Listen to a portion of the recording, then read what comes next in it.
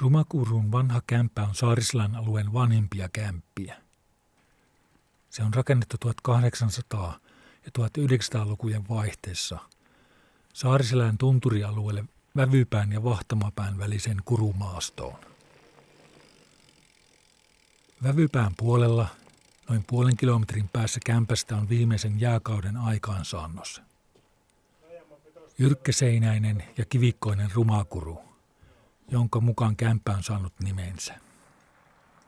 Rumakurun vanhan kämpän rakenteesta ei ole varmaa tietoa, mutta lähialueen kaivuujäljet viittavat kullanetsijöiden rakentaneen sen omaksi tukikohdakseen. Jäljet ovat vähäisiä, eli mitään suurempaa kultaryntäystä alueella ei ole ollut. Kuitenkin lähellä olevista pienistä puroista on maastossa olevien jälkien perusteella kultaa etsitty. Lattiapinta-alaa kämpässä on noin 8 neliötä ja korkeus keskeltä mitattuna 2,4 metriä. Valoa kämppään tulee etelänpuoleisen seinän ikkunasta, toinen ikkuna on ovessa. Puurunkoinen kämppä on rakennettu maapohjalle, kurun loivaan rinteeseen. Kämpän ulkoseinät on tehty pelkkahirsistä. Kämpän harjakatto on vuorattu nykyaikaisesti bitumihuovalla. Kämpän ulkoasu on suojeltu ympäristöministeriön päätöksellä vuonna 1994.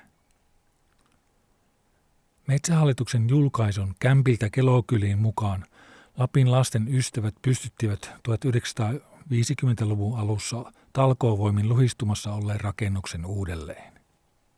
Metsän tutkimuslaitos kunnosti pahoin rapistuneen kämpän vuonna 1982, jolloin ikkunat, ovi ja lattia uusittiin. 2 vuotta myöhemmin kämppä siirtyi Metsähallituksen hallintaan.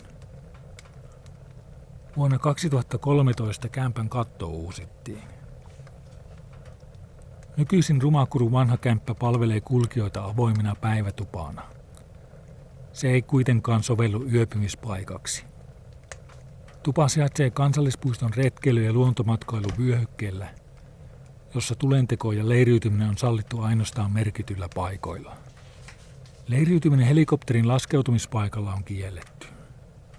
Pihalla on käymälä, liiteri ja 1 tulentekopaikka. Maastovaurioiden välttämiseksi suositellaan käytettäväksi merkittyjä polkuja.